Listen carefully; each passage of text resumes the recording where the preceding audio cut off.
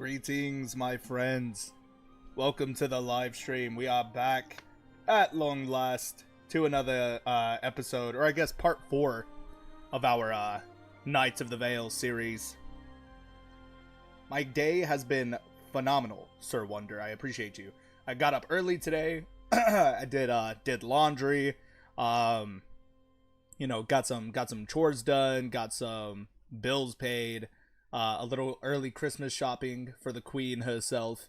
So things are looking pretty good, man. Not a bad day. Not a bad start to my day so far. And then of course, I get to come in here and live stream for the greatest community on the platform. So it's definitely going to be a great day. And then in a few short hours, I'm actually going to a celebration dinner with some friends. So it's going to be a good time. Very, very excited. And of course, I'm here drinking the Tiger's Blood DUBBY flavor, which you can get for 30% off with the code TLC Night, but whatever, no big deal. Strawberry, watermelon, and coconut. Bomb as fuck. Bomb as fuck. Oh, damn.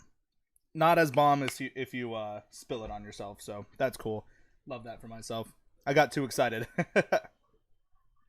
Anywho, lads, this is going to be a grand time. We are back at long last. We do have a bit of an armor upgrade as well to our mad lad. So we've been out exploring. I was doing a little bit of playing outside of the stream, literally just a couple of minutes, truly. But we did find a cool new helmet for ourselves off in the lands of Pentos, to the south of Essos. So it looks pretty good.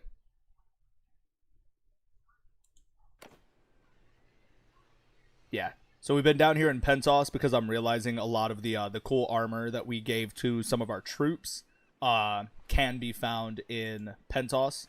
For those of you who don't know too much about your Game of Thrones lore, so the Andal invasion came from the lands of Andalos. You can actually find there is a village or something nearby that says Andalos. Where did it go? I'm not tripping, I promise. But it's essentially like the birthplace of knighthood. Because then when the first men ruled over Westeros, after they took it from the children of the forest, so the first men, they rose up with weapons of bronze and copper, and they slew the children of the forest for control over Westeros. It is said that the Andals came from the east with weapons of iron and steel and finish the job. Now, the people of Andalos follow a religion of basically the seven-pointed star in a way, just not the Westerosi version. It's called like the Axan Stars. Basically, it's like it's a religion essentially. There we go, Andalo. But it's essentially a religion of like conquest, like might equals right. And so when they came, they landed upon basically Runestone. They came over here. They landed in the Vale. This is where they waged their first war against the kings of the first men.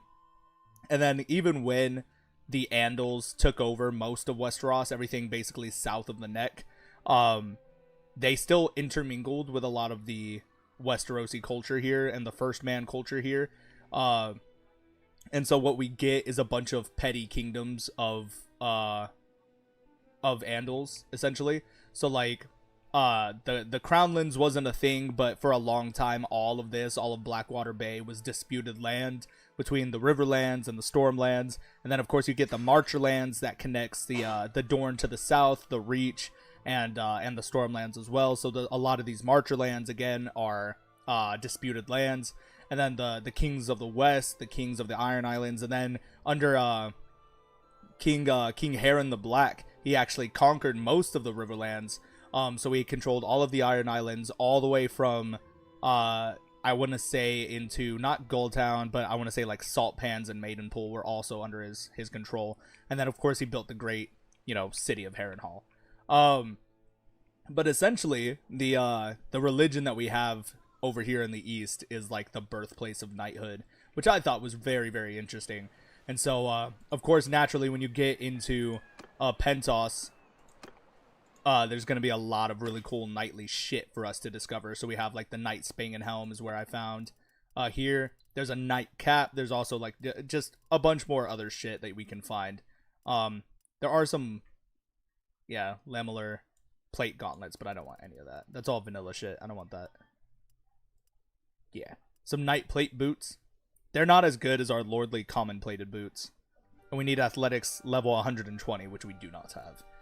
We don't even have athletics level 100 yet to get the knight helmet that we like, which is fine. But anyway, we are up to 88 troops again, which is not bad.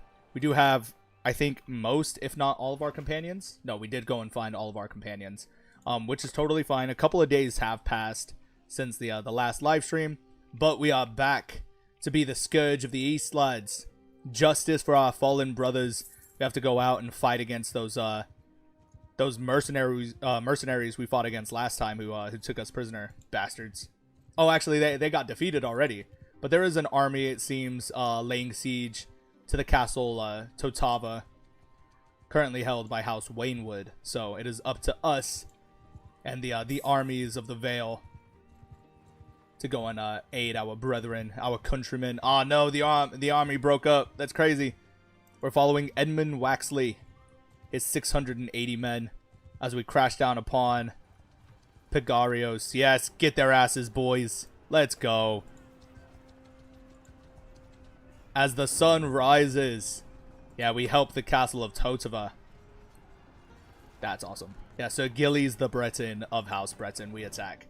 Fuck yeah, dog. This is gonna be epic.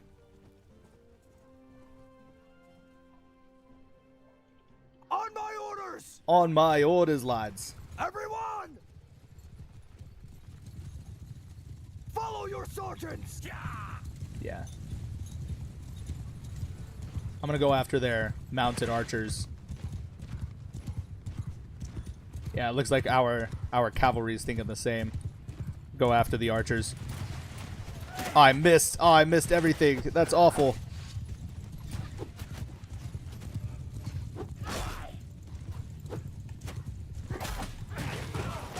Run away. Look at that. Cut through them, lads. Oh, the nightly charge of the men of the Vale. Go on, lads. Kill the Bravosi scum. Crush the bastards. Are these my guys? They are. Oh, thank God. That's all the horses coming at me, and I panicked for a second. Come on. Bring them down, boys. Oh. I think I killed somebody's horse. I don't think that was a person, though.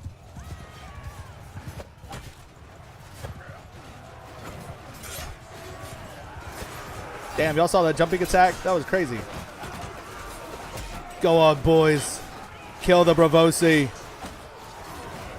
Drive them back into the eastern hills where they belong, boys.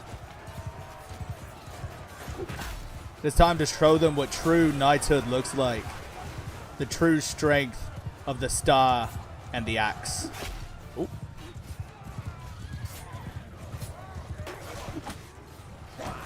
Dang. There we go.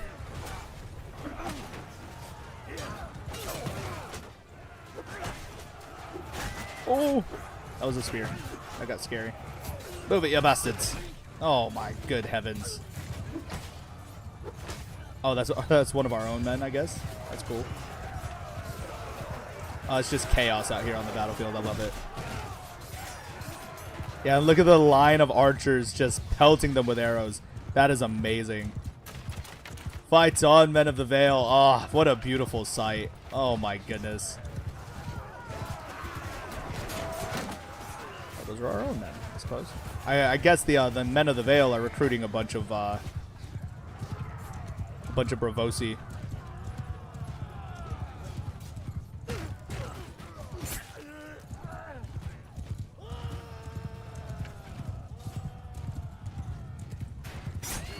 No, my horse! Fuck!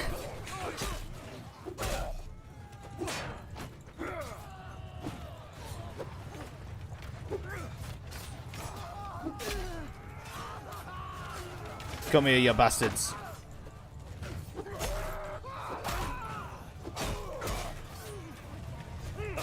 Damn it. That's crazy. Oops. There, we're gonna fight on as Sir Grey, the Northern Bull, as we charge out against the Bravosi scum. Oh shit! Well, all right, we fight on as a Bravosi elite as we charge out. Oh, Jesus Christ! Oh my God! All right, Breton Charge Knight then. Jesus.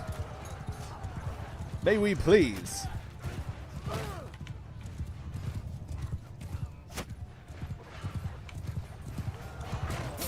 Nice. Oh, great heavens. Yeah, it's just the last bit of them, lads. Let's just mop the bastards up.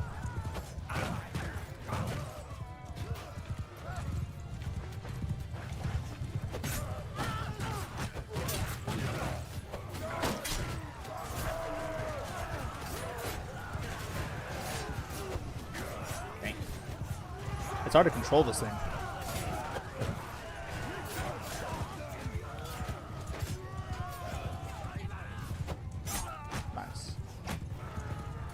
Move it, you bastards. Oh my God. The only downside to fighting with so much cavalry is that it gets absolutely chaotic on the field of battle. Damn, like, get out of the fucking way, dude. Jesus. Please. Ugh, great heavens. Alright, so they managed to kill two of ours. One of our Blackstone elites and one of our Blackstone sentinels. And then every single one of my companions was wounded. That's tough. That's pretty tough. An entire army of Knights Cavalry? Not that I know of. I think a pretty decent, you know, combination of units is going to help us out here.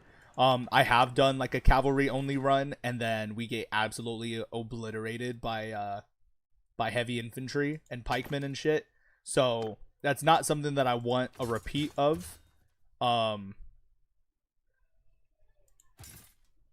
Yeah, we have some pretty low tier troops as well, so got to get ourselves back up to a decent combination of troops. Right now we have 70 infantry. Most of them are probably low tier troops.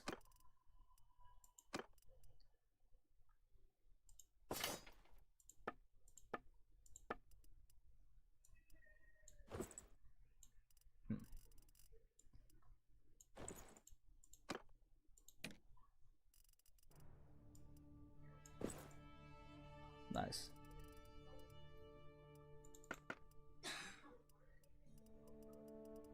Cool.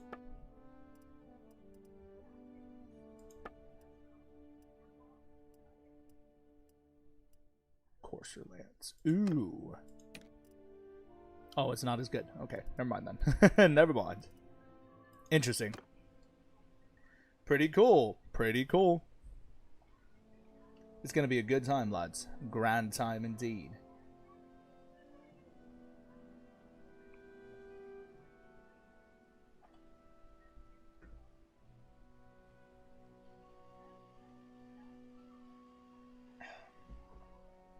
Yeehaw.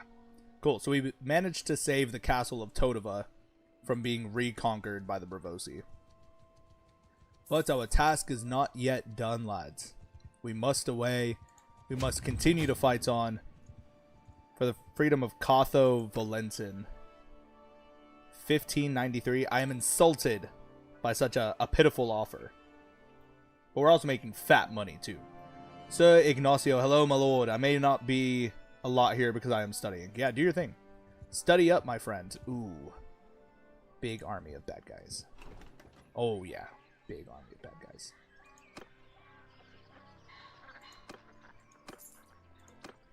Yeah.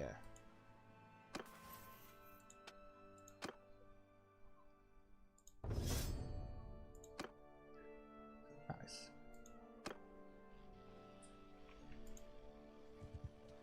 Yeah, I think we're gonna back away. Alios Kadar has been executed by Aegon Targaryen. Ready to serve, my lord. Shit, that scared me. The Silent Sphinx has been knighted. Sir Silent Sphinx. OMG. Ready to serve, my lord. Ah, gifted subs. Oh my god. Oh my. Ready to serve, my lord. Oh, the Lord Grazo with the 5 gifted. Ah, that's insane. What a mad lad. Congrats to Ready to Silent serve, Speaks, my lord. Fathead Kai, welcome back. Saba Sassine, Nate Duff, and Gabik. Welcome back, Gabik. That's crazy. Some of these people are actually Ready to serve, my lord. previous subscribers. That's interesting. Or previous members. That's crazy. For the Vale, the mad lad Lord Grayzo himself. Oh, what a menace to society. I love that dude. And I could just randomly get a unknown phone call. What is happening? Jesus. I appreciate you, my friend. Everybody go give the Lord Grayzo some love on his channel. He's been kicking ass in Elder Kings 2, playing as the Giants of Skyrim, which I think is pretty fucking sick. I think that's really, really badass. An entirely overlooked species of sentient species when you think of it, the Giants. And I've always been, like, you know, entranced by how mysterious they were when I was playing Skyrim. And I'm excited to come across them a little bit more in our upcoming Breton series, our Breton Spell Sword series. Again, I've been doing a lot of research on that as well, so trying to make sure that we got a solid build done before we jump into the story of Sir Andar of High Rock. So it'll be interesting to be sure, but I just want to make sure I'm dotting my T's and crossing my I's before we start this series. But again, thank you to the Lord Grayzo, my dear friend. What an absolute badass. Love that guy, man. Hell yeah. I found a mod / creation for Skyrim that lets me be High King of Skyrim. That's sick as fuck, dude. That's awesome. Yeah, I love how we're all into this, you know, Breton and High Rock kind of vibe right now. Because even, you know, even here we have, you know, House Breton, and we're going to create an independent kingdom called High Rock, which I think is going to be very, very interesting. Yeah, that's a big army. But I'm going to let them chase into enemy territory, and I'm going to hold this bridge. I want to see what happens if I just sit here and hold this bridge for a time. Yes, for the lady. Yeah, wrong game. Yeah. Damn. Damn. Lancel Lannister was executed by Walder Frey. And then somebody else, somebody Lefford, I think Leo Lefford, was executed by Steverin Frey. The Freys are out here taking heads, man. They did not give a rat's ass. They were ready. They said the smoke on sight. That's crazy, man. Come on, Kalinia. What are we up to? Oh, why are we... Jesus. Gave myself chills. I'm sorry. That's crazy. Oh, that's a cool bull sigil right there. Goyon Droa. Clan Moesia from Pentos. Interesting.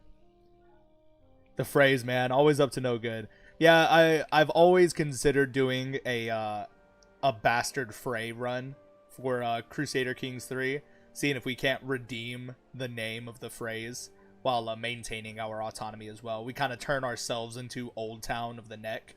You know what I'm saying? Like, we're not a major house, we're not a Lord Paramount, but nothing gets done without, you know, conferring with us. We're like so deeply tied into the bloodlines of our neighbors, raising ourselves up into, you know, something greater than what the Freys are currently known for, or known for in the past and stuff like that. So I thought that would be a pretty interesting idea. We have, what was their sigil? Yeah, so it's blue on white. I was thinking of, like, I don't know, making them like golden towers on blue. I think that would be pretty cool. Or like, I don't know, something like that. Maybe one day. But we'll see. I've always thought the between the Freys and the Lannisters, they get a bad rap just because of what happened in the show. But all in all, they are still a very noble house of Westeros. I feel like they deserve their due justice. I don't know if I want to take on this fight. Nah, they have 2 times as many men. Oh, shit. Yeah, we gotta go. Oh, God. They're so fast. Everybody flee. Oh, God. More of the brave companions. Shut your mouth. Oh, he wants us to just straight up fight in battle. Yeah, why not? My men need some Some XP for sure. On my command! On my command, lads. On my command. Heck yeah, boys. I doubt they're going to come at us. We literally have 2 times as many troops. But we're going to prepare as if they are going to come at us and attack. Too many shields in this formation, which means that we need to adjust and make sure we have nothing but skirmisher troops and like throwing weapons here. There you go.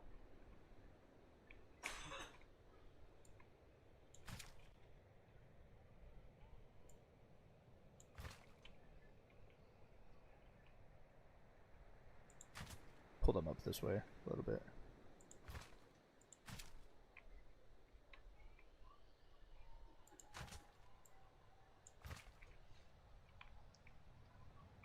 Move forward! Nice. Yeah, I doubt they're going to come at us, but if they're foolish enough to try it, then let them. Yeah, we've got a couple of Breton horse lords still. One of our Breton riders. Absolutely sick. Yeah. Blackstone Knights, Blackstone Sentries. Pod the Rod, Sir Podrick Payne. Hell yeah. God, they look so good, man. God, they look so good. The Blackstone Sentinels, too. I think that's one of my favorite fantasy helmet right there, is the open barbute helm with, like, the nose guard. I think it's absolutely sick. Come here, you bastard. Ooh, let's go. First strike, first blood. Yeah, and then we get into... Yeah, dude, the Blackstone Executioner. The metal materials don't match very well, but I am not mad at how cohesive the piece looks altogether still. Especially with, like, the Eastern helmet and then the flowery shoulder pieces from the Reach, and then the Northern Curious, which I think is still pretty sick, so... I guess they are foolish enough to come at us. Dummies. And then, of course, the Bull Knights, the Blackstone Elites. Absolutely sick, man.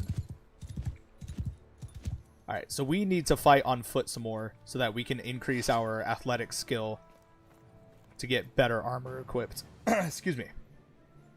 There's so many Frey bastard son, it would make total sense for one of them to be good. Exactly. Meant Frey. Nice. May the 7 guide you. Thank you, my friend. Taking House Grey for yourself. Oh, you meant Frey. Okay. Yeah, I agree. I agree.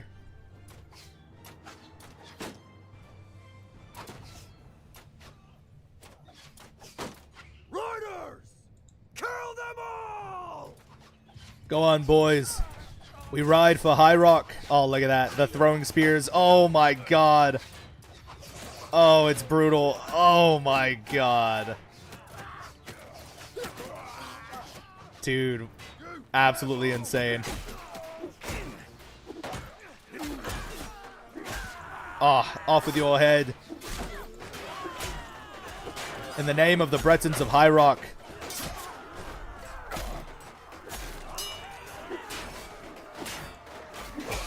Bless you, baby. Bless you. It's okay.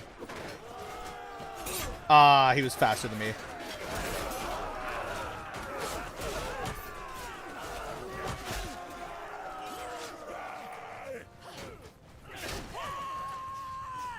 Nice. Well done, lads. Well done.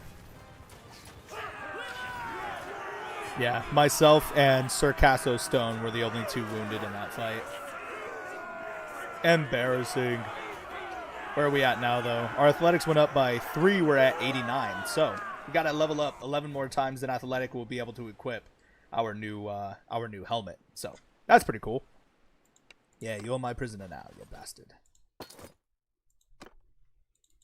I'll take all these level ups because I am nice and greedy. Yeah, nice and greedy. Nice. We got some food. Nice. Mr. G, I have come once again. Hell yeah, dude. Welcome to the party.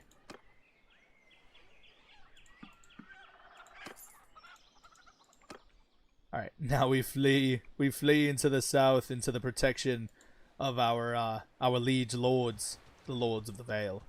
Yeah, we are much faster than they are, which is good. Oh no, some poor fool. They started besieging the or started raiding the village behind the army, and they immediately turned around. Dude, that's tough. Damn, that is crazy. I am the party. No, you're not. I'm the party. We're gonna ransom all our prisoners. I don't give a shit about these Bravosi men. Don't give a rat's ass. We will hold on to all of these so we can smelt them down. I think it's about time we did some more, what's it called in it? Some smithing, eh? Sounds like a grand time to me, lads. Oh, I lost all of my smithing materials, too. Shit. Ain't that some shit? Alright. Oh, yeah, I need, damn it. Alright. Alright.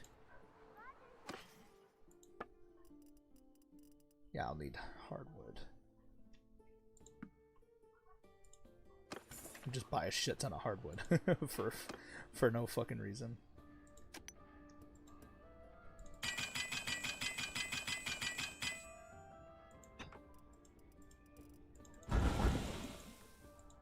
Alright, now we have to rest and wait a while. I started watching Game of Thrones. This Robb Stark dude is a real badass. I hope he doesn't die like his father. No, trust. Robb Stark is one of the main characters. He is definitely there for quite some time. I don't want to spoil anything for you, but he has a very happy ending. So you should be rest assured. All right. Yeah, his journey ends with a wedding. Like, can't get much. Lamar Lefford executed by the Freys. Gabriel Westerling. Andral Farman executed by Blackwalder Frey. Dude, the Freys are a menace to society. Somebody needs to go put their asses in check.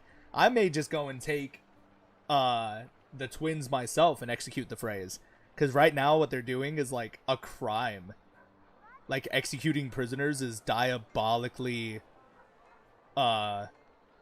you know, dishonorable. Even Tywin Lannister was like, you know, executing Ned Stark was foolish. Like, if you were gonna duel him out in the streets, you should have just killed him right there. You know, like, an honorable duel is better than, you know, holding him prisoner and then having him executed in front of everybody. Like, that was dumb. That was very dumb and foolish. So I don't know. We might have to turn our attentions back into the West and free our home from the menace, the Frey menace. That's crazy. Dragonsteel Halberd Pommel. Okay. Yeah, that was a sentence, and I said that entire sentence wrong, actually. So it was beautiful to hear. Slay. Super cool. Alright, we wait for some time. I'm hoping we can maybe smith like a pretty decent spear for ourselves as well. That would be cool, but only time will tell, lads. Only time will tell. So let's see. We can forge.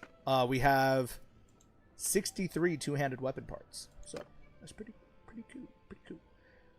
I want a Valyrian steel blade so bad, dude. That'd be sick. Sick as fuck, if you will.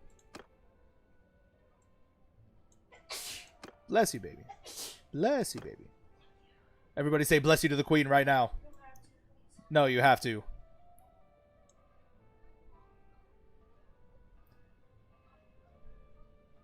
So, House of the Dragon Season 3, not that excited. Not gonna lie. I've already been disappointed. So, I will not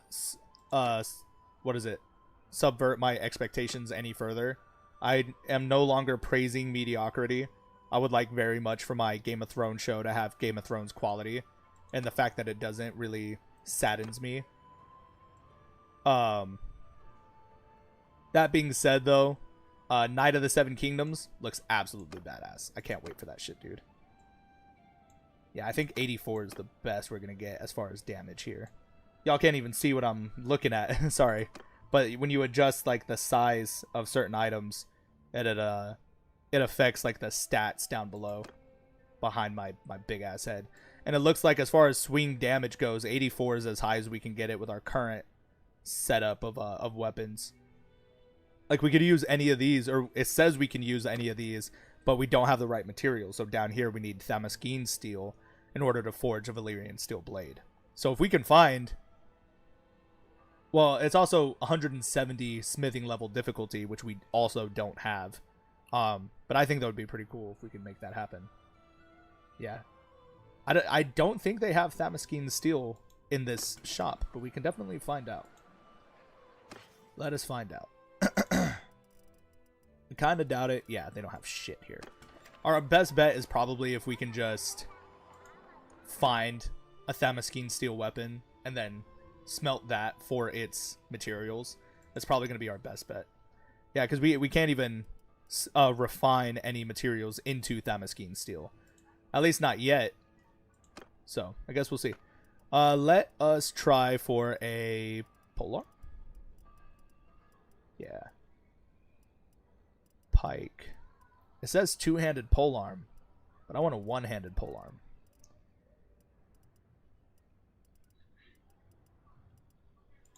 There are two-handed maces here. Yeah, bonk sticks. Big bonk sticks. Interesting. I didn't know they had those here. Ooh, we could go for a halberd. That's pretty interesting. We would need 2 fine steel. We only have 1.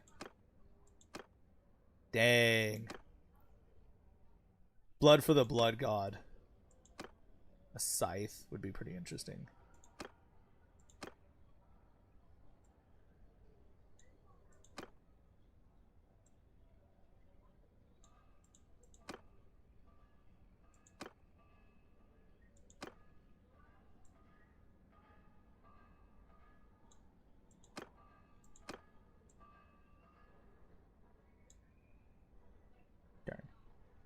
Yeah, I need 1 more fine steel, which I do not have. That's unfortunate, but it's alright. Let us be away, my friends. We shall continue our adventure, our excursion in the east. Yeah, it looks like the Bravosi are nearly defeated. Oh, they're right there, 100% war exhaustion. It's up to Liza, Aaron, and the her council.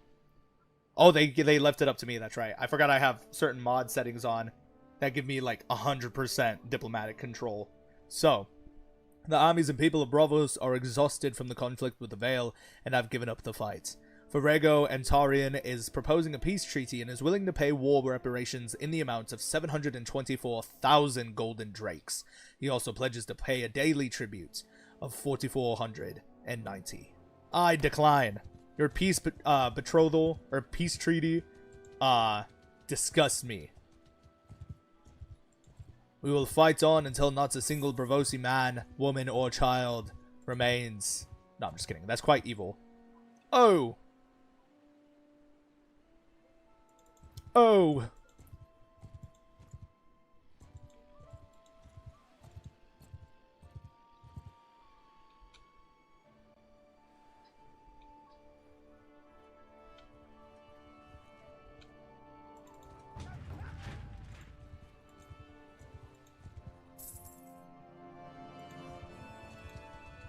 I hope he comes. Oh. We all started chasing his ass down. Get him, boys. Come on, boys. Come on, boys. With me. On me, lads. Oh, shit. Never mind. Turn away. Turn away and run. And we, like, surrounded his ass. That's crazy. We all started running up on him, and then we all turned away. Like, sometimes the AI on the map is just fucking stupid, for lack of a better word. Silliness is what that was. Yeah. They're all going to be chilling now. I think there's only the 1 army left that they have in Braavos, if I'm being honest. Let's take a little look-see. Oh, we're also fighting against the Iron Islands. I forgot about that.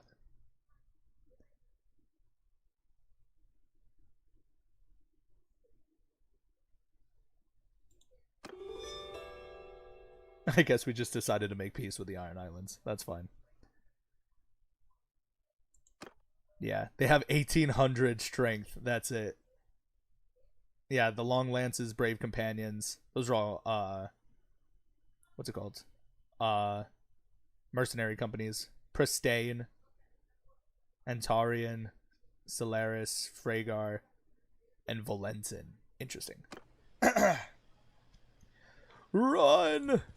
We flee, lads. Oh, we've declared war upon the Ironborn once again. I think that's one of those storyline protected ones. So even if we make peace, even if they drop their, or even if their war exhaustion goes all the way to 100%, I think it's still gonna like auto declare war basically. Yeah, they have 1,200 defenders at Bravos, which makes sense. But we're gonna hunt down some of these minor parties, start picking a fight with the enemies of the Vale. Hi? Sorry, I don't think I know you. I know. I don't give a shit. We're gonna fight. We're gonna duel it out. I don't think we're gonna be able to win this though. Yeah, I always make the mistake of trying to duel and then they have like better skills than me.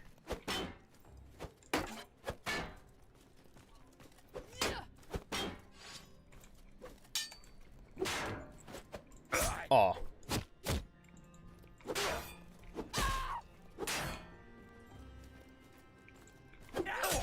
Damn.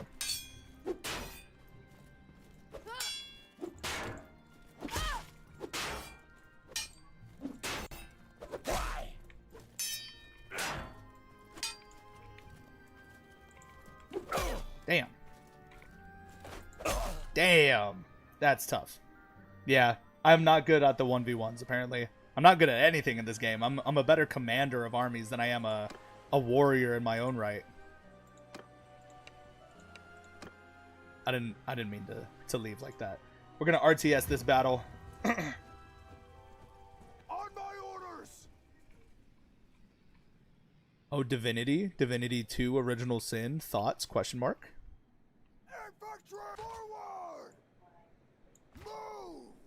Make a shield wall! Forward! Footmen! Move! Archers! Forward! Yeah, layers Cavalry! of ranged units, and then our cavalry. Forward! Nice.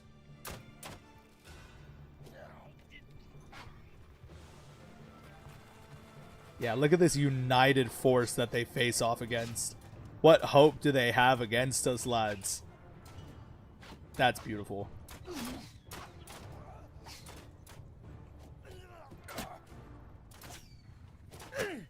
Damn. There we go. Oh, dude, the skirmisher troops are a menace to society. Look at this shit. That's crazy.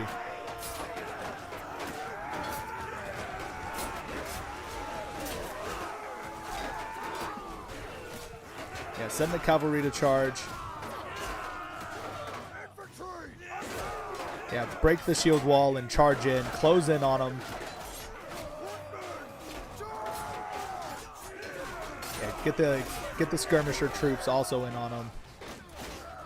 Just a devastating assault, dude. Like that's crazy. Yeah, look at all the purple dead around here. The few of our knights that fell. Jesus, what happened to you, lad? Oh my God, they just suplexed him so hard. His upper body is in the fucking dirt. Jesus. Sweet Jesus. Damn, that's crazy.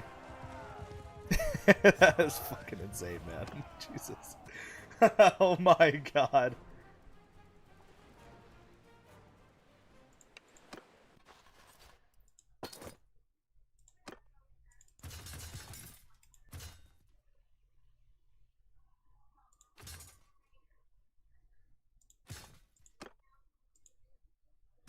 Ooh, shit. Gave myself chills, sorry.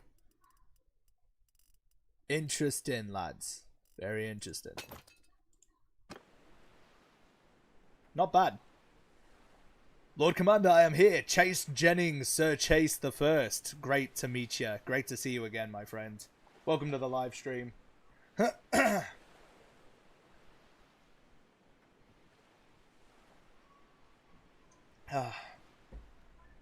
Dude, I am making a mess of this tiger's blood all over me. Like, Jesus. I'm so sorry.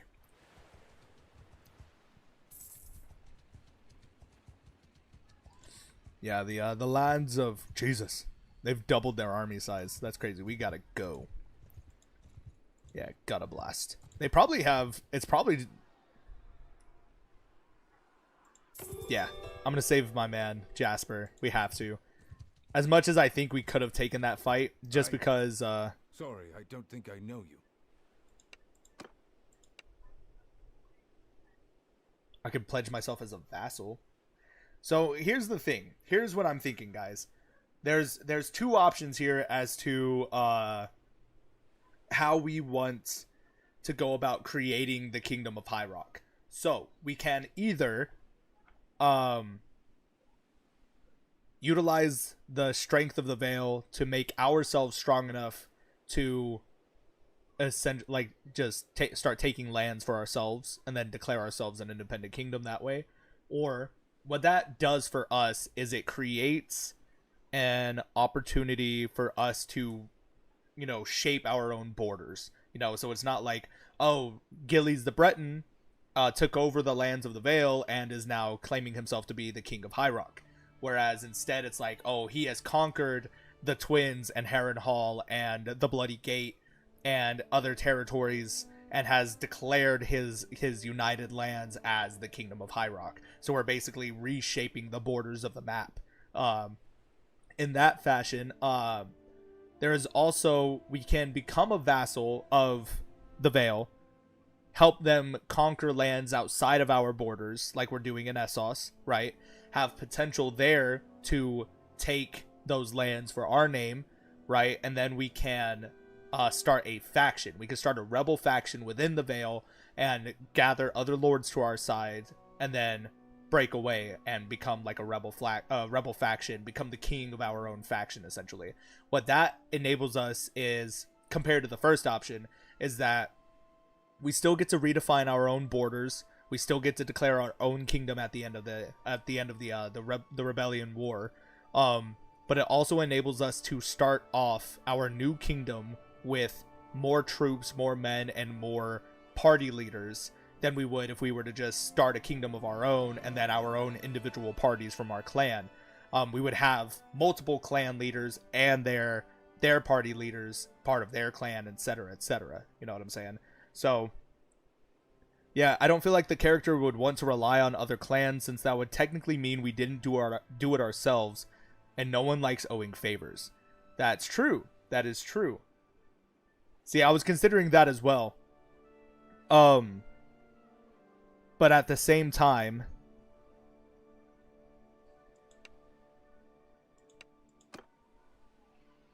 yeah, I don't know, actually. I don't know at the same time, nothing.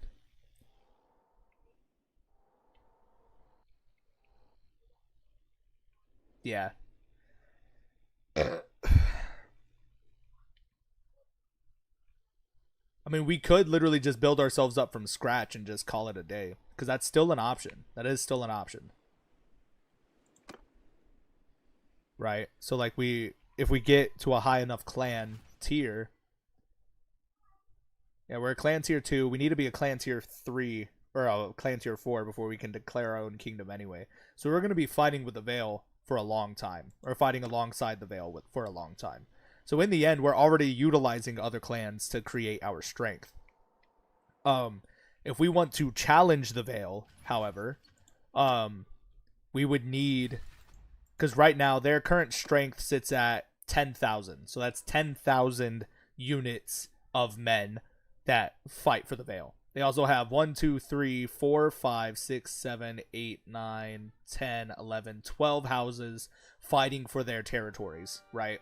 So 5 houses that fly under the banner of the Vale of Arryn and swears fealty to Lysa Arryn as Warden of the East. So we, in order to match that strength, would need clans, but also notice how each clan has multiple clan members, some of whom are probably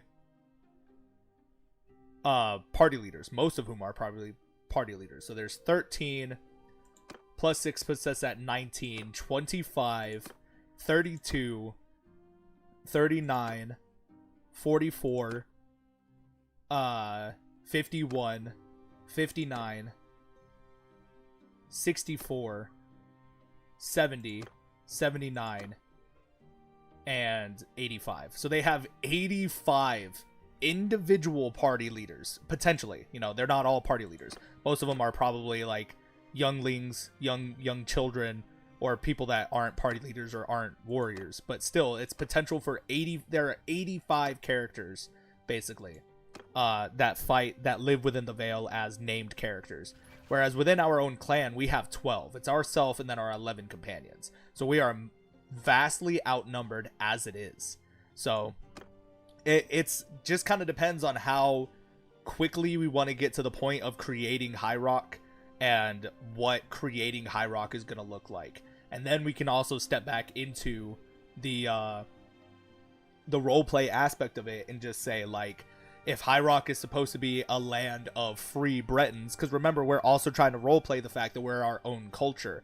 We're not people of the Vale. We have ancient Andal roots, but we don't directly prescribe to or subscribe to the Andal way of living. We just kind of redefined what knighthood and chivalry is in our own right, while utilizing the aesthetic of the mountain and stone and stars as our own symbolism and biology, basically, or biography of what our culture is. So we're not an Andal. We have Andal roots, but we call ourselves Bretons. So if we're trying to create a unique, never before seen kingdom of Bretons within the land, I actually think hanging out in Essos is probably going to be the best way to do it. I think if we can take some of these free cities down here, even if we can come down here and retake fucking Old Valyria, that'd be cool. I don't think that's going to be an option, though. Yeah, these guys kind of scare me. But yeah, there's options abound for us, lads. But I think that might be our best bet, because I agree. I don't think utilizing the Vale, the people of the Vale, to do our dirty work is going to be our best bet. But that means we absolutely have to start building up our clan strength in its own right. So we have 11 companions. We have a full roster of party people. We can get one additional party, but that also puts them at the mercy of the people of the Vale, which is probably not going to work out in our favor. Especially if they get defeated, because then we have to go and find them again, bring them into our party, create another party with them as the leader, and then let them build up their troops. So I agree, we would need clans and houses that has lots of party leaders. And unfortunately, when you create a clan of your own within your own kingdom, they don't start off with 13 clan members. They don't even start off with 5 half the time. They'll start off with like 2 or 3. So even if we get 12 clans to join our kingdom out of our custom troops, they're only going to start showing up with like 2 or 3 clan members at a time. So we're looking at a pretty devious situation if we decide to do it that way. I think, though, that gives us a much bigger opportunity to create new noble houses. You know what I'm saying? So if we are House Breton and we create the Kingdom of High Rock and we start bringing up our own companions up into nobility, so Sir Casso Stone, Maya Stone, Frederick Payne, House Hunter is already a house, so Lucas the Hunter wouldn't count. Sir Grey the Northern Bull, Sir Troyvon the Young Bull, like, we can give them house names, noble house names, and then give them land. And so it's not just like, oh yeah, we now have House Corbray fighting for the Bretons or House Royce fighting for the Bretons. It's like completely unique noble houses now that are unique to our culture. So I think that would be pretty cool. No, you're right. I really don't like Essos in comparison to Westeros. But we, as the Vale declared war on Bravos, and so I was like, fuck it, like, we could go make money. If you want to give them some kind of lore friendliness, you can make them something like the Bretons or something like a First Men group that Andalize, maintaining some First Men customs. I think that's pretty cool. I agree with that. Hello, my lord. I was thinking about remaking the House of Rains. What if one survived and then make a custom character? Maybe. Perhaps. We don't have any openings for custom characters right now yet. We are, however, at war with the Iron Islands, which means a good opportunity for us to go and make a name for ourselves back west. Yeah. So I think, for the time being, we shall return to the west, return to the lands of our birth, and be away, lads.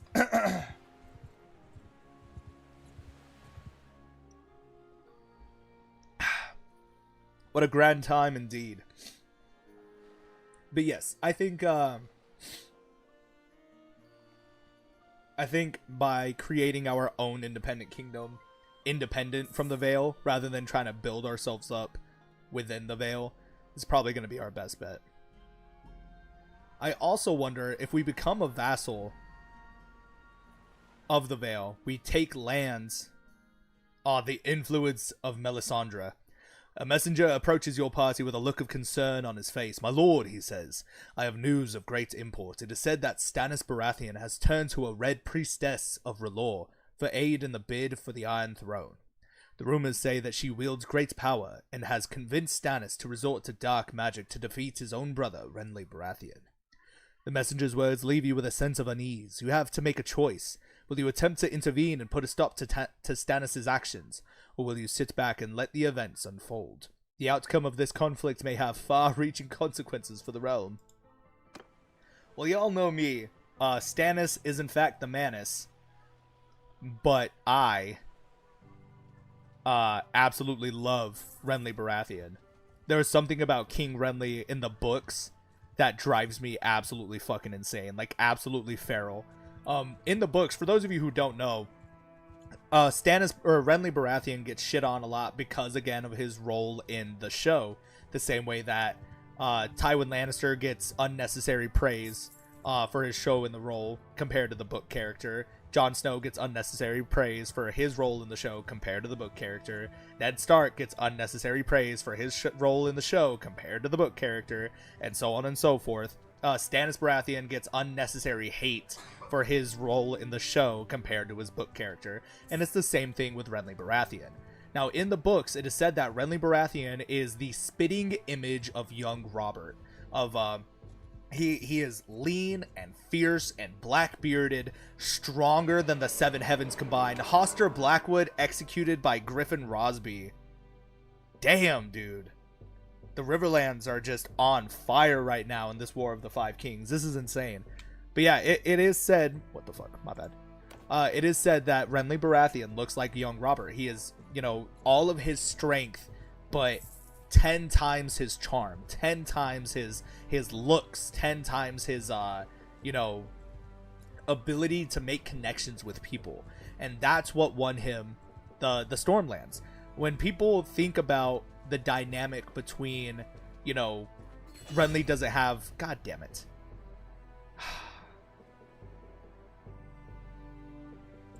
Fuck. Alright, we have to go back east.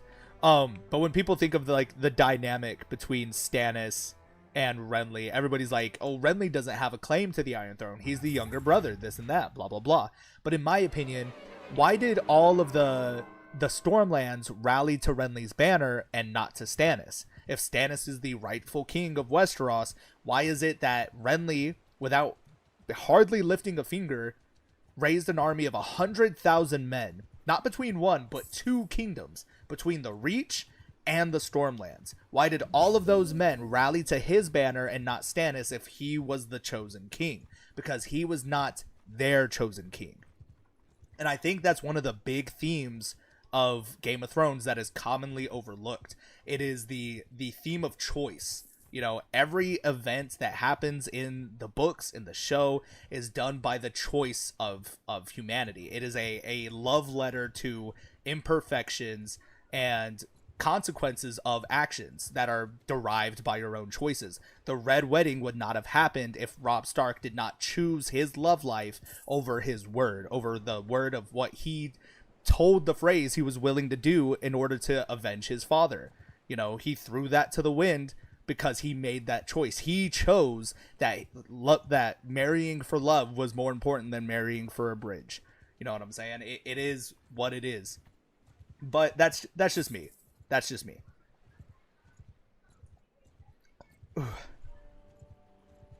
Yeah, it's all legitimately of claims and bed problems. But outside of that, he is an awesome guy. Yeah, that's true.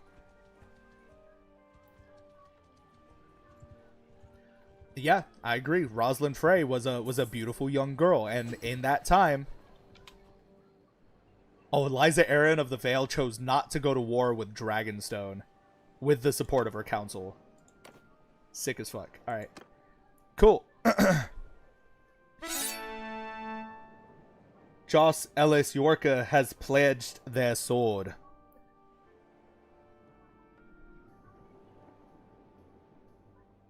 Yeah, Renly absolutely has better people skills.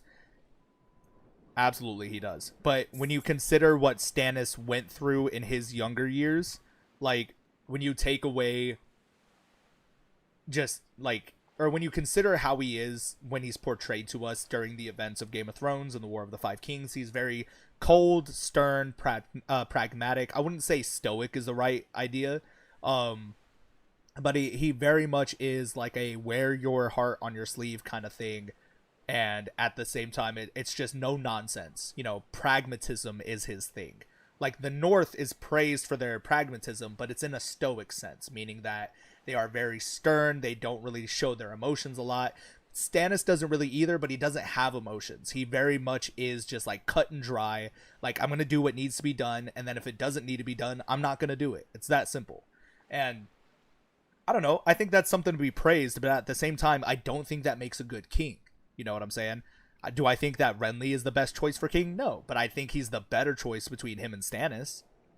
And don't get me wrong, I love Stannis the Manus. I think Stannis from the books is an absolute badass. He is a Chad that deserves all the praise that he gained from his role in the books. However, he is not the king that I personally would have chosen. Like, grants Goyon Droa to Anya Waynwood. Damn, they already took a castle? They sure fucking did. That was fast as shit. They took Goyon Droa in days. Fuck. The Vale is crazy strong. Yeah, the Waynwoods are getting a little big for their britches. So, I don't know, man. I feel like we need to offset some of this power grab that the Waynwoods are doing. And the way to do that is by becoming a vassal. Because if we pledge our sword and our banner to the Vale of Arryn, Lysa Tully will have no choice but to grant us lands in her name so that we remain strong as well. Because if she can't have weak supporters, so she would have no choice. Also, game mechanics. They would just start throwing fiefs our way. We would start gaining money from incomes and stuff like that. And it would bottleneck the power grab that the Waynwoods are going through right now. Because right now they have... Is this a castle too? Yeah, they have 3 castles and a city over here in Essos. Like, that's insane. On top of the lands they already own in the Vale. So we need to... I feel like we need to stop their ascent before they become too strong. Yeah. Because I also wonder if we start taking titles in the name of the Vale, and then there's an option up here. We can leave the kingdom, but we can keep all of our titles. I wonder... Like, that's going to immediately put us at war with them. But it's also going to be a good opportunity. I don't know if we can declare a kingdom from there outright. So, I don't know. I don't know if that's the best bet, honestly. So, I guess choices, man. Choices. Anyway, we are just going to continue on in this war effort. There is a siege going on. Do I want to take part in the siege? Nah, there's only 146 men left. No. There's a minor party. Illyrio Mopatis himself. Yeah, Goris. Come on. Come on, you bastards. Come here. Ah. They got distracted by some pirates.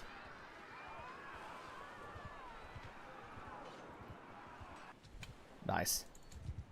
Now, Nice. Caught both of their asses. No closer. Forgive me, but one cannot be too cautious. I would ask you for your name. Yeah. When the time came to choose a king, Renly had a network. Stannis had a claim. The claims don't win wars. Thank you, dude. Grayzo knows how to articulate what's in my brain. Like, I love that dude. All right. No, you're absolutely right. If I remember correctly in the books, there was a theater that called Stannis the Dark Lord. And well, if you think about it, he is the stereotype. You're absolutely right. Robb Stark should have kept his word as a Stark. And Starks never break their oaths. But hey, consequences have results, yeah. Like Dark Fanatic Witch, a cult of fanatic followers, his right hand is literally a criminal while he is extremely cruel, because often the line between absolute justice and cruelty is thin. That's true. Just remember that there is at least 3 fiefs that you can take to become a kingdom, so once you hit tier 4 or get close to being 4, you can take one of those 3 and declare your kingdom there. That's what I was thinking too, honestly. Especially like the kingdoms that only have like 1 or 2 fiefs, it'll be easier to fight off those guys than to pick a fight with a Vale right off the bat, and there are 10,000 men, which would fucking suck. But anyway, yeah. Anyway, the whole point of that tangent is that I would choose to save Renly Baratheon over Stannis, but because we're a vassal of the Vale, in this playthrough, it's not about what I would want; it's about what Gillies would do. And for now, he's concerned about his own strength and his own rise to power for the sake of his people. But anyway, we're gonna fight it out. Yeah, our 88 men versus the 80 men of Illyrio Mopatis and Gorys of Pentos. We attack. Should be interesting, lads. Under my orders. Yeah, pretty sick. Okay, so because we're so close in numbers, I'm hoping the fools will come rushing out at us. I don't know what they have as far as their army makeup. I'm realizing I didn't even fucking check because I'm a silly man. So what this means to me is that we're going to put our troops in this little ditch right here. Just throw them in a ditch, right?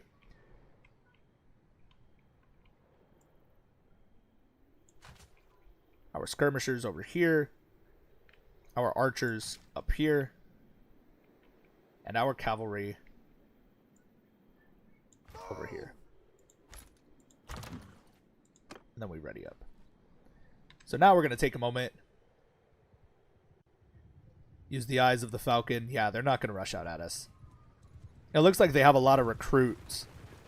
Or maybe they are. Who knows?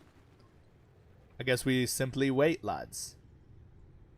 I'm sure they're foolish enough to come at us. I'm sure they are.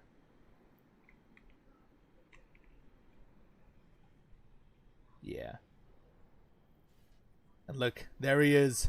Gillies the Breton himself, the first of his kind, the first of his name. Brutal. I love it. Yeah, so we're definitely going for a more rustic Vale type. Whereas the people of the Vale are very, you know, noble, very highly chivalrous, and stuff like that. Damn. Yeah, I didn't configure my troops properly, so I've got a bunch of just, like, shield troops over here. That should not be over there. Yeah, see, my troops are all kinds of fucked up, because I've got skirmishers over here and skirmishers over here. So it's just kind of a mess. Anyway, while the Knights of the Vale, as they exist, as we know them, are very highly chivalrous, very noble, ours are a more rustic type of knighthood, I suppose. Yeah, they're not going to come at us. So we're going to have to adjust our stance here.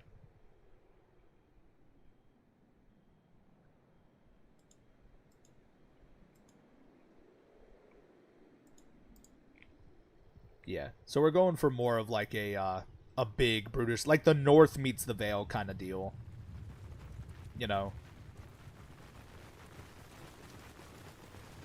Yeah, looks pretty good, man.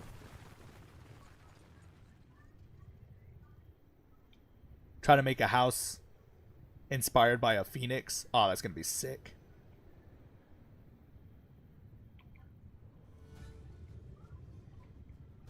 The king of High Rock and his mountain clans gather around 10,000 men strong against the Arryns at the Battle of the Rock's Edge. Beautiful.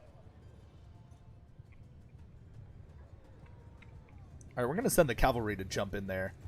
Just keep them distracted while our men move into formation, because there is a distance between them, lads. Yeah.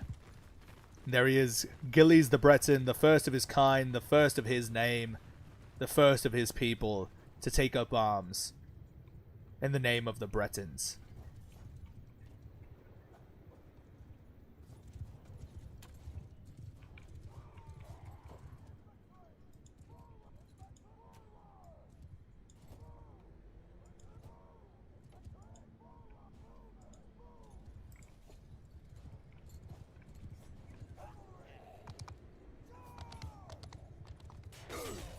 I love how I said charge and they're all just like blocked up right here.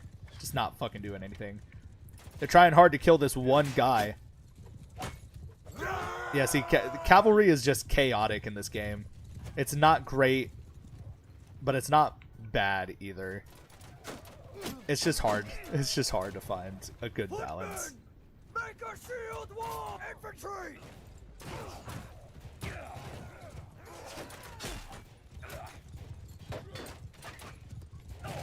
Footmen! Give 'em hell! Infantry! Move!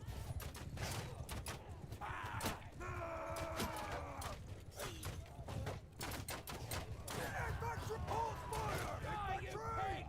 Raise and hold fire! Soldiers! No. Charge! Infantry! Forward! Jesus. I love how I told them to charge and they went for the one fucking horse archer instead of for the big ass infantry line right in fucking front of them. Like, Jesus Christ. 7 saved me because God knows the battle AI in this game will not.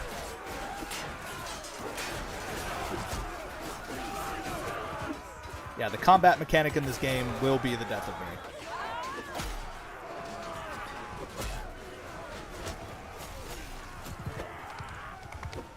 Damn. Damn.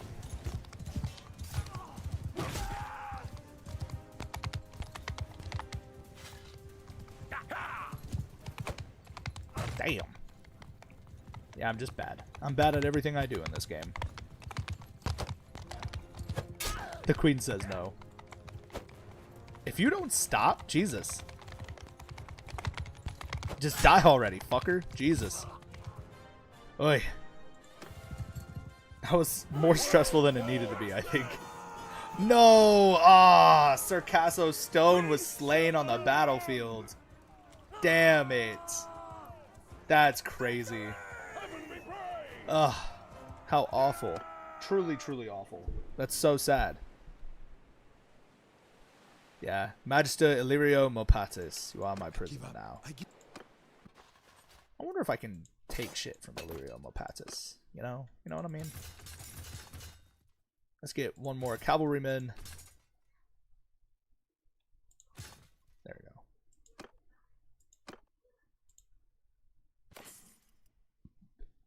Pentoshi helmet.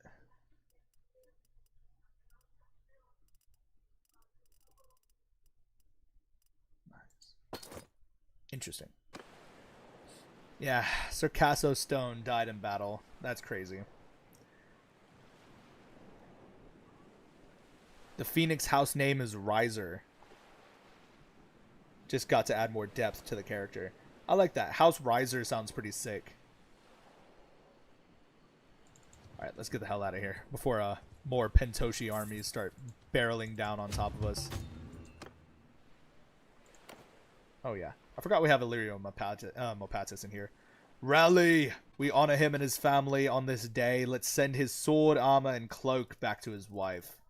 Yes, indeed, let us. Alright, let's see. Let's talk to Illyrio Mopatis. I wonder if he has any artifacts on him that we could steal. Oh, I guess not. Nope. Never mind. I was hoping we could steal one of Daenerys' dragon eggs. That would have been interesting. The king himself hath arrived.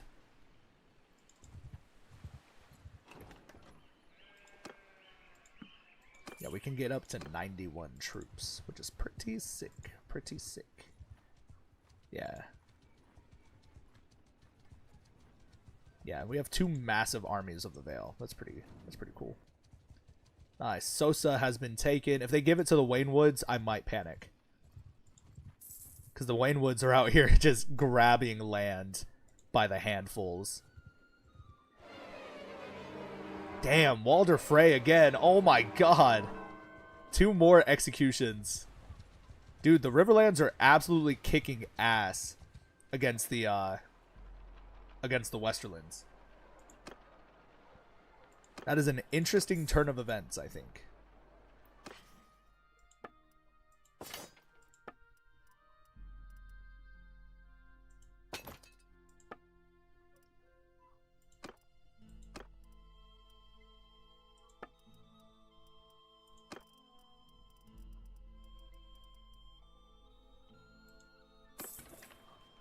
We got 15,000 from that.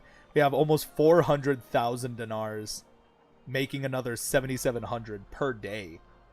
That is interesting, lads. Very interesting indeed. I love to see it. Enter smithy, and we smelt. Yeah, we smelt. We're gonna wait. We wait here for some time. Greetings, my Lord Jack. He's speaking to me. Faint. Y'all are crazy. Please, my dear brother, stop making my my vassals faint in the chat. I would greatly appreciate it.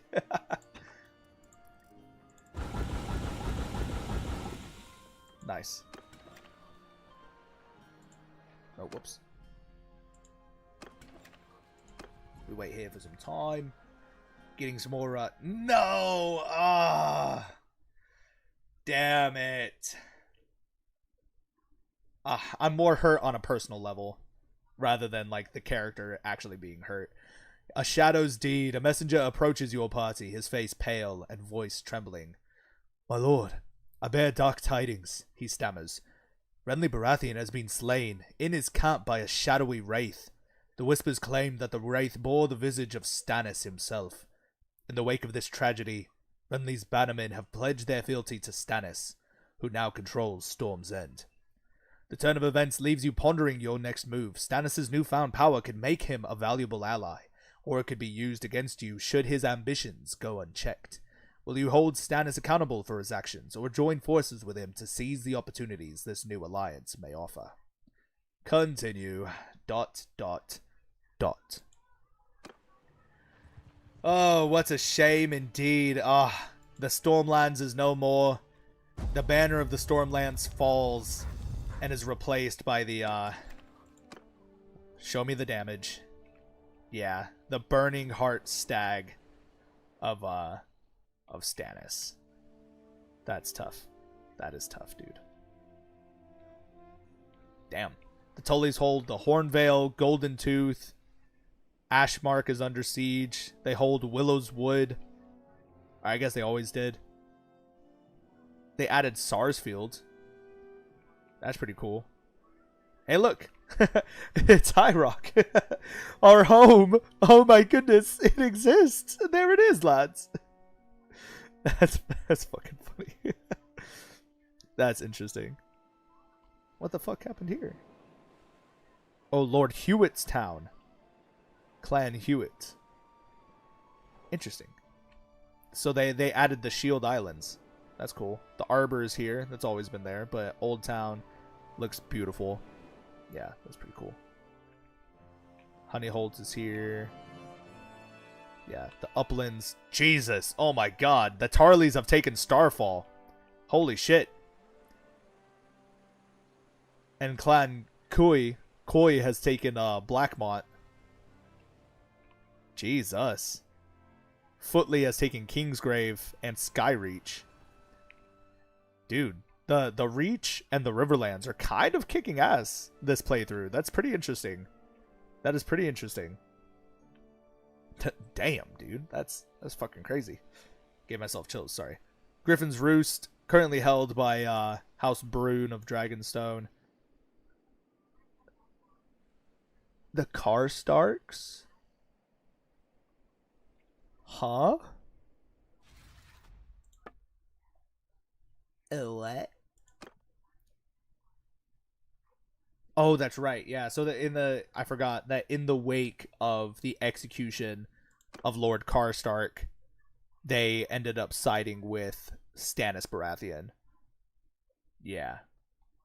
And so he gave them lands, and a lot of lands at that, down here in the Stormlands. The Karstarks own Mistwood, Cape Wrath, and Rainhouse of the Stormlands. Weeping Town belongs to House Whitehead, Stonehelm to House Swan. I think they've always owned Stonehelm though.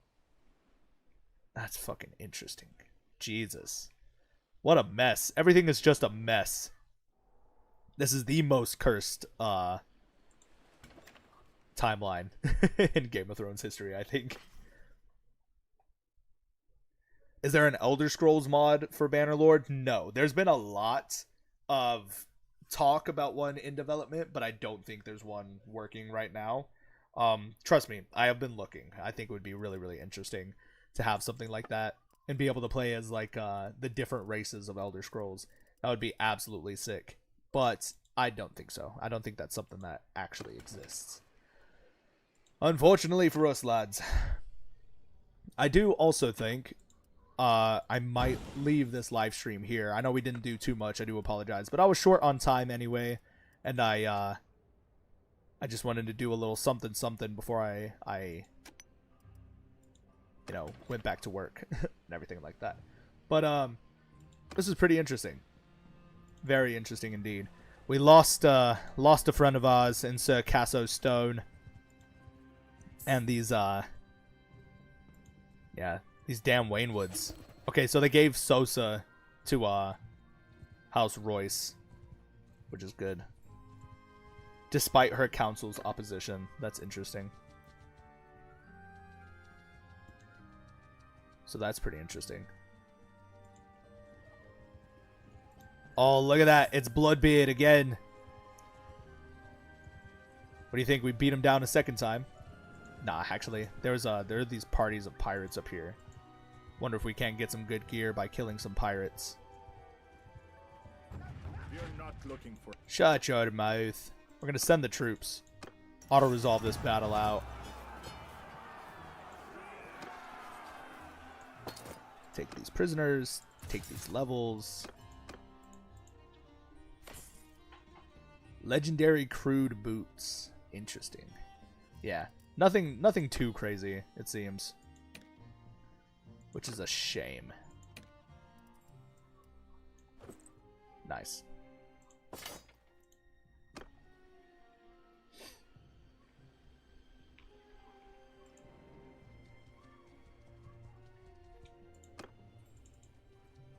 Alright.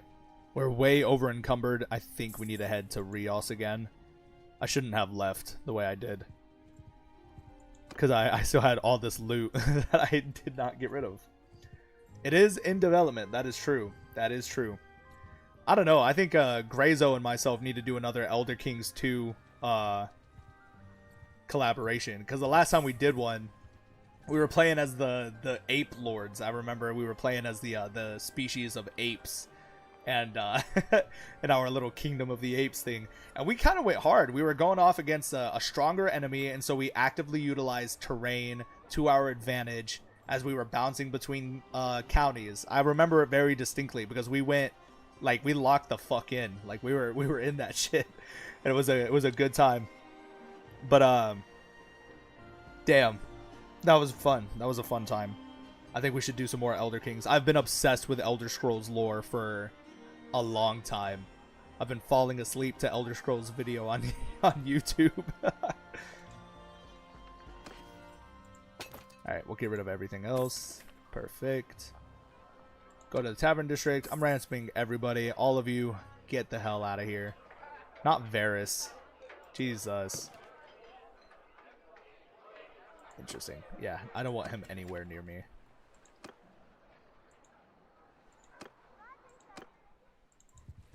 Any thoughts on the new Mountain Blade like game Chronicles Medieval? I have not seen anything about it. I don't know if y'all know, but I am not much of like a video game reviewer.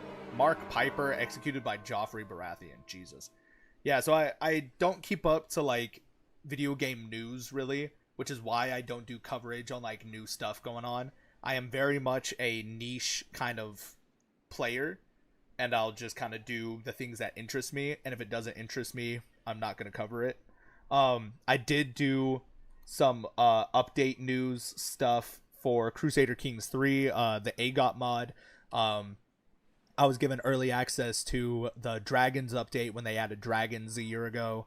But otherwise, I don't really cover mods or new video games coming out. There are people who are much better at that kind of thing than me. So I would recommend those channels instead. I'm not somebody who thinks I'm in constant competition with other content creators. I just know my style of content is different, and it's gonna attract the people that like it, and it's not gonna attract people that don't. It's that simple.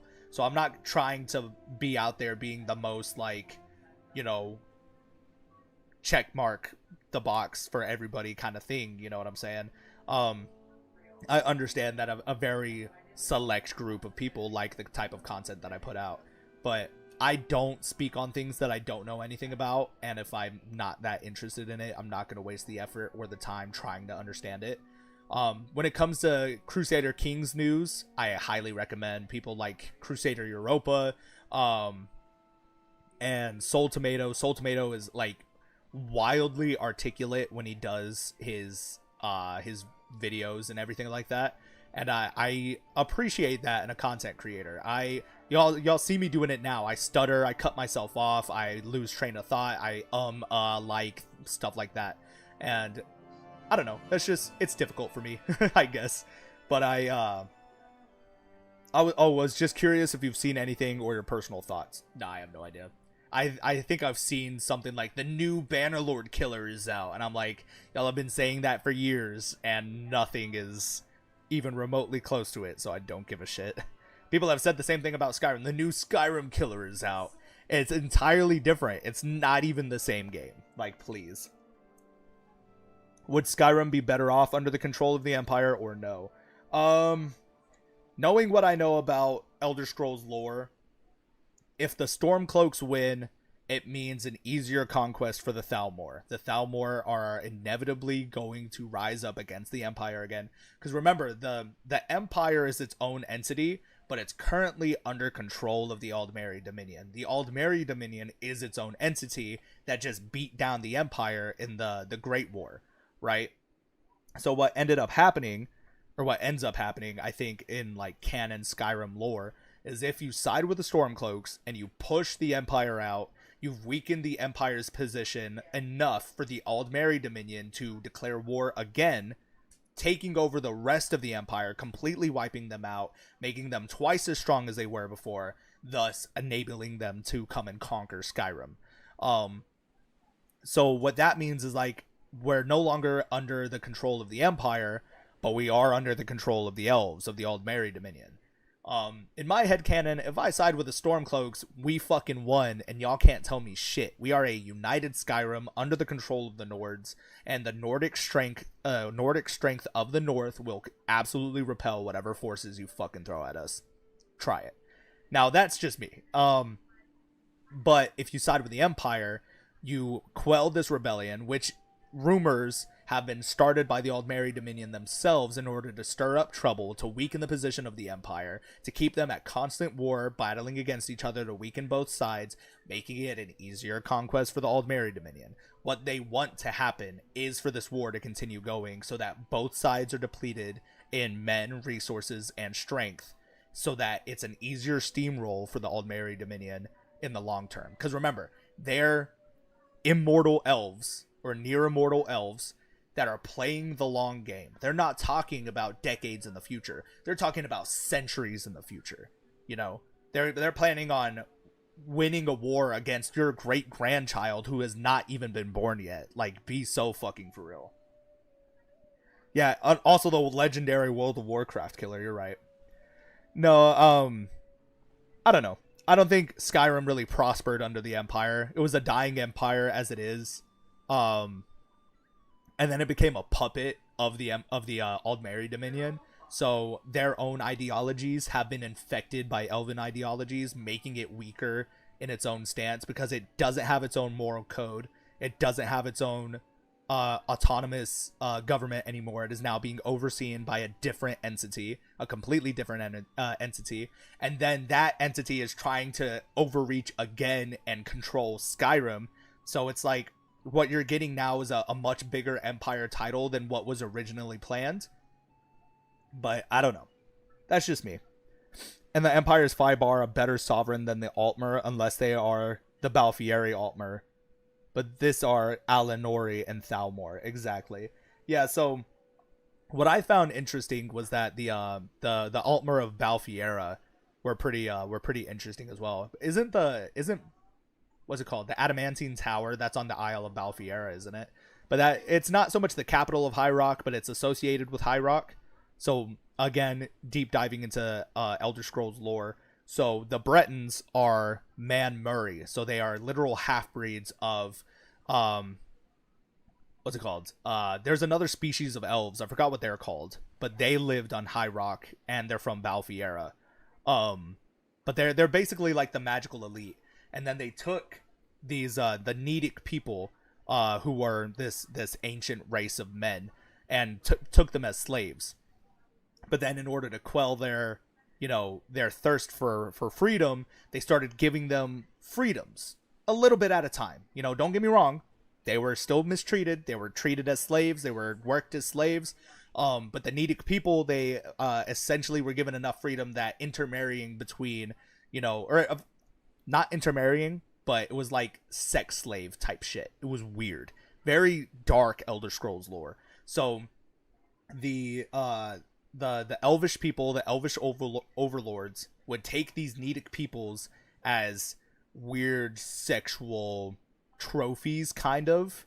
And it was almost like a right of theirs to utilize their property in that manner. And then what it turned into is half-breeds. So now you have Man and Mer mixed together to create the Man Murray, or Man Mary, if you call it Mer or Mare, like Altmare, whatever.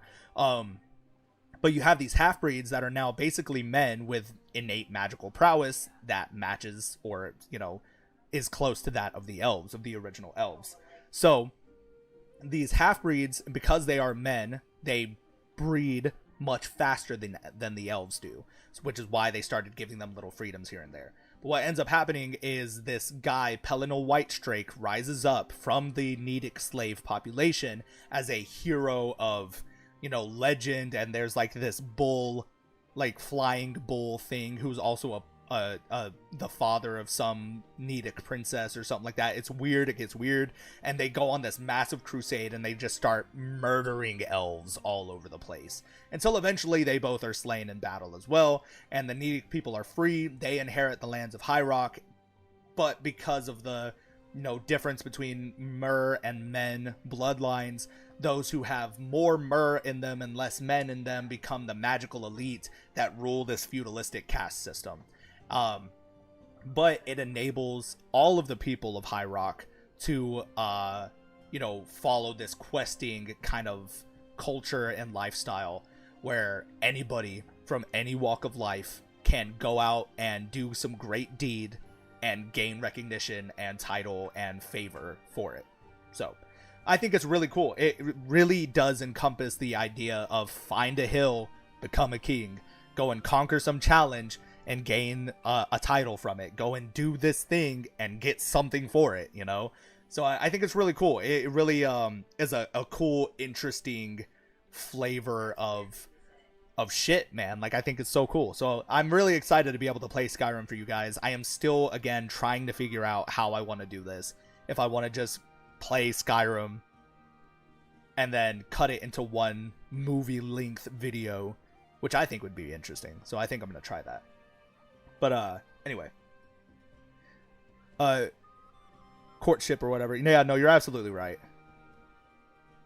Westeros would steamroll Gondor? My guy, please.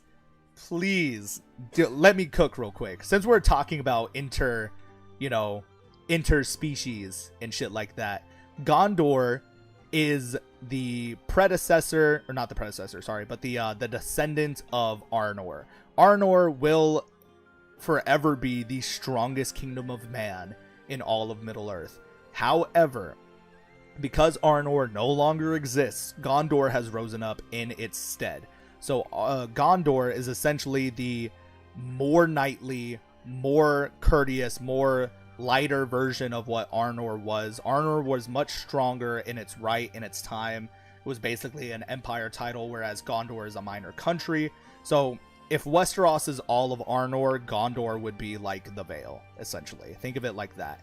However, what you're not considering is that in Middle-earth, they don't value the same things as they value in Westeros. I'm not going to say that the history or that the lore is any less dark, but I am saying there's a lot more cohesion between the men of Gondor than there is between the men of Westeros. And the reason I say that is because George R.R. Martin has been out there claiming outright that his creation of Game of Thrones is a direct, like, opposition to what Tolkien wrote for Lord of the Rings. He said, what if the good fighter and the heroic person or whatever isn't always a good king? You know, it's a big old what if. Tolkien was very much, if you are a good person, you become a good king. If you're a good, warrior, you become a good commander. If you're a good, hobbit, you fight for the good, because that's just how it works. George R.R. Martin said, no, what if your good underdog character who's supposed to be a hobbit ends up being a murderous traitor in the long run? What if your good king of the north ends up betraying his oath to somebody else because he wants to get his dick wet? Like, it is brutal opposition with shock value based, like, very heavily in reality. You know what I'm saying? One thing you'll notice about Tolkien is that there's no sex scenes, there's no sexual assault scenes, there's no, like, brutal decapitations, executing of your own men, there's no, like, massive betrayals. The entirety of the Fellowship survived with the exception of Boromir. And even then, Boromir was redeemed in the end of his from his betrayal. You're not going to see any of that in Westeros. So trying to say that one would steamroll the other is like saying, yeah, reality is better than fantasy. Obviously not. Obviously not. Reality is more realistic. I would say if we were to put them two together, I would Westeros probably would steamroll Gondor in a militaristic sense. However, you also have to consider the race of men have now have gained complete control over Middle-earth. The elves are their allies, the dwarves are their allies, and they both have magical innate prowess and live for fucking ever as compared to the men of Westeros. In the end, we can just hole up in our castle and wait you out. And then when the Mumakil come in and all the other entities of Middle-earth come in and they want to take a bite out of you because you don't fucking belong here, what is Barrowtown gonna do against the Mumakil, against the Riders of Rohan? What is the Vale gonna do against the Riders of Rohan?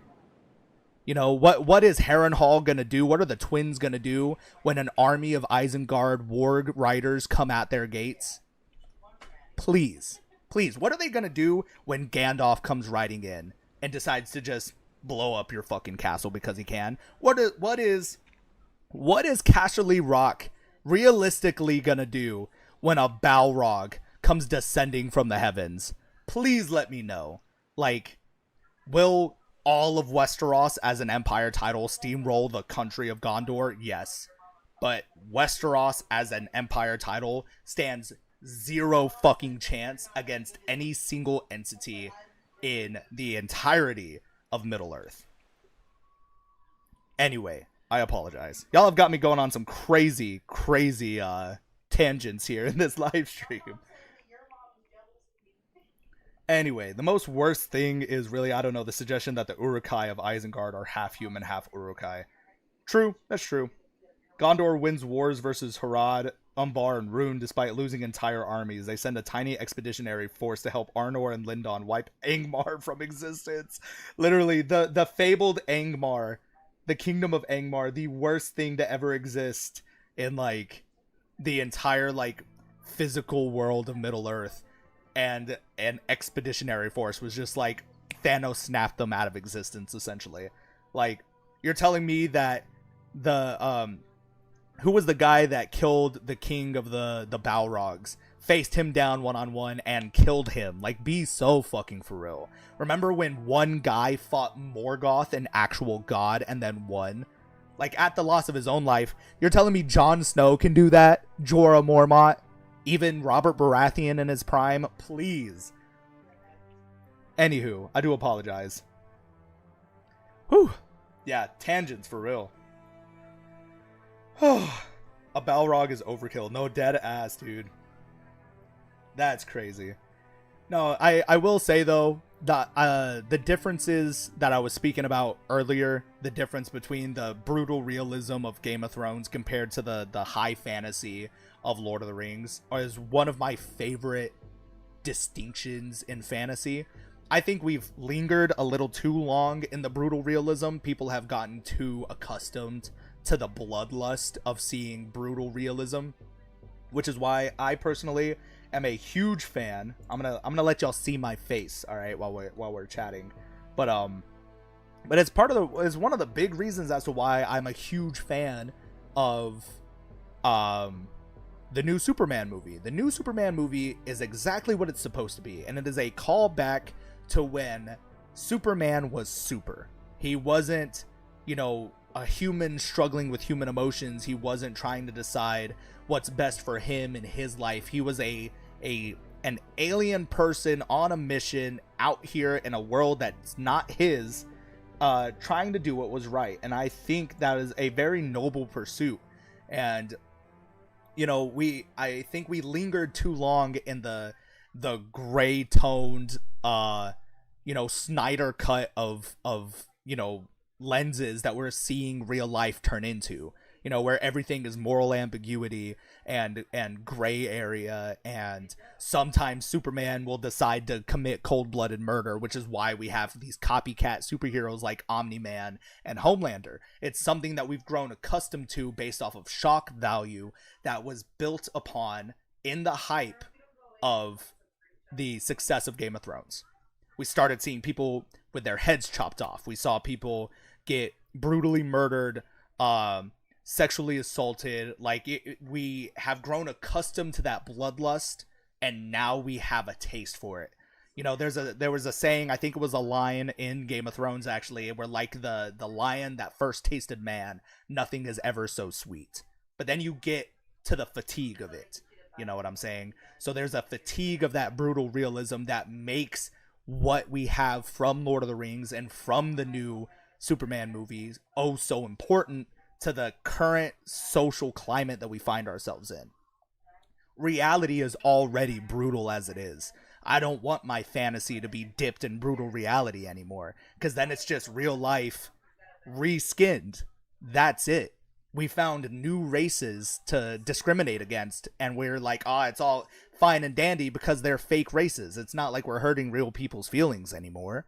It's not fun anymore. Fantasy used to be fun. We have The Witcher, despite the fact that the cinematography and the writing is dog shit bad, but it does that even more. It plays up on that, The Witcher being as successful as it is as a franchise, the book series and the video games, and then the semi-success of the first couple of seasons of the Witcher TV show on Netflix. More of that fantasy reskinned in brutal reality. You can't have multiple races of people living in one continent without them discriminating against each other, trying to enslave each other, or these entities of kingdoms and governments that can't coexist because one person's always going to want to conquer the next person. You know what I'm saying? At least in Lord of the Rings, you don't see the elves of Lindon trying to encroach on the mines of Moria, saying, yeah, I like this mountain, it's mine now. You know what I'm saying? Like, it doesn't work that way. I love how in Lord of the Rings there is no moral ambiguity, which is what I think we lost in Rings of Power by making the orcs suddenly care about their little orc family. It's like, no, they were written to be bad for bad sake. Like, there was no afterthought about it. They are bad. They were born bad. They were bred bad. These are your bad guys. You know what I'm saying? And it's a nod to corruption in what is good that turns them bad. There is no moral ambiguity. You can't empathize with Wormtongue. You can't empathize with Sauron. They are objectively the bad guys, and they are written to be that way. But anyway, I do apologize. Again, these are just things that I'm really passionate about, so I do apologize. Are you talking about Ecthelion of the House of Hammer and his battle with the King of the Balrogs? Yes, that's exactly what I was talking about. I knew the name like eluded me, but it's Ecthelion, which is also a really badass name. When you want to talk about Lord of the Rings, y'all can't neglect the fact that Tolkien was an absolute linguistic genius. That man learned like 12 different languages fluently and then created his own language and was like, time to build a world around it. And what I love is like the concept of Lord of the Rings is supposed to be, or Middle Earth in general, is genuinely supposed to be like, hey, here's this book I found that was written in a different language. I have translated it into English so we can read it, but this is the ancient history of the Earth that nobody knows about. So Middle Earth isn't just a new place, it is our Earth in ancient times. And, you know, now we're getting into the world of men now, where us as men have reached into the modern era. But back then we had elves and dwarves and orcs and Balrogs, and now with the destruction of evil out of the world forever, all that's left is humanity and our moral ambiguity. Interesting. Just interesting stuff. Absolute cinema, in my opinion. I don't know. That's just me. These are the cool concepts that I find really, really interesting and very important when it comes to discussing fantasy and shit like that. But anyway, that's just me. I love the Uruk-hai POV just exactly because how they are so alien and different, exactly because of their inherent evilness. Exactly. The orcs are born elves corrupted in shadow and darkness, and then they are forced to breed to create more orcs, right? But they are essentially born of evil, born of darkness, born of badness, and there's no redeeming qualities of them. They may breed, right, like elves or humans would, but they don't care about family in that sense, you know? And then they took it a step further and started genetically modifying their orc babies and created Uruk-hai. And they weren't born, they popped out of actual mud pits in the deep, dark delves dungeons of fucking Isengard. Like, it's crazy shit, man. It's crazy shit. Anywho, I do apologize. That was one hell of a tangent. I did not mean to go yapping about all of that nonsense. But it's the cool shit to me. That's the shit that really makes fantasy, in my opinion. And having discussions about that. I'm not saying that I prefer one over the other. I'm not saying that one is better than the other objectively. But I am saying that trying to compare the two in the same lens is just inherently wrong. You can't compare Lord of the Rings to Game of Thrones. You can, but you're going to find more differences than you're going to find similarities. And in those similarities, you're only going to find opposition. You know what I'm saying? Do they both have a fantasy feudalistic style? Absolutely. But one is born in moral ambiguity and one is very black and white. This is good and this is evil. Like, you could even go as far to say, like, the morally ambiguous character in Lord of the Rings would be Denethor, the Steward of Gondor, you know, but it goes back, it's a nod back to the power of corruption and evil and darkness, because it infected him with fear. You know, that fear is what led him to do these bad things that we saw that weren't necessarily bad. He's not the antagonist, but he is the anti-hero. Or I wouldn't even say anti-hero, because when I think of anti-hero, I think of Batman. But what I'm thinking is, like, he directly opposes the hero's journey based off of his own character arc, you know, and in the end, he proved himself wrong, you know, and he paid the price for it with his life. And I guess that's as morally ambiguous as you can get. Grima Wormtongue doesn't have any redeemable characteristics. He is just bad through and through, and he was designed to be that way. Saruman, same way, infected with fear. It turned him towards the darkness, became a servant of the darkness.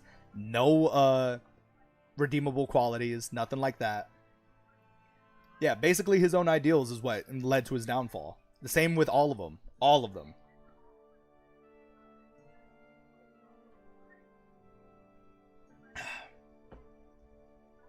And even the morally righteous characters in Lord of the Rings, you know, Elrond acts out of fear, and it creates a you know, puts a wedge between him and his dwarven friends, and even other elves. The dwarves react out of fear, and it causes them to put wedges between them and their friends. You know, Gandalf is one of the only morally righteous characters, but that's because he's written to be that way. And again, you know, deeply rooted in like early Christo, you know, European type ideologies. Like Gandalf is literally Jesus. You know, he dies and then comes back to life and leads the people of men into the, you know, the afterlife and whatever. I don't know, but these are the things that are important. And then what I love is when you get that good mixture of both. You know, like Elder Scrolls, I would say, is a happy medium. It's very high fantasy. You have the different races, you have the elves, you have the ancient Dwemer, who are supposed to be dwarves, but they're not dwarves the way we know them, which I think is really cool. And the history and the lore is so dark and filled with morally gray areas. And again, it's cool. Like, it's not, I'm not saying it's a bad thing to have that moral ambiguity, you know, but I also think, I don't know what I think. I don't think anything anymore. I think I'm going to leave this live stream here. This was fun, though. I do appreciate y'all, like, chatting with me and listening to me yap, basically. But, yeah, I have to start getting ready for my dinner. I'm excited. We're going to Chili's. It's going to be a great time. I love Chili's. One thing about me is I love some motherfucking Chili's. Nah, but it's going to be a good time. I do hope to do some more live streams for you guys. Obviously, I'm trying, but my day job just has me absolutely exhausted. The schedule is all over the place, and we lost another manager, so we're back down to a 3-man team, which means more hours for me, unfortunately, away from this computer. And then Skyrim coming soon. I don't know when. I have no hard deadline. Again, it's just whenever I can find time. Because when I'm not live streaming, I'm trying to do Skyrim, and when I'm not doing both of those, I'm trying to survive my day job so I don't die. But all in all, it's an interesting journey we're on, being alive, you know, and it's okay to delve into the fantasy every once in a while, but don't let the moral ambiguity of life's brutal realism drag you down. You know, it's okay to live in the fantasy and just feel good sometimes. Also, it is said that Gandalf would be far worse than everyone, including Sauron, if he gets the ring, because he will be like Sauron, but think that he is doing something good. Yeah. Yeah, that'd be crazy. That's an interesting concept, too. I like stuff like that. That'd be pretty interesting. But anywho, lads, again, I am leaving this live stream here. Thanks for listening to me yap. I appreciate you guys, and y'all have a great rest of your nights. Goodbye.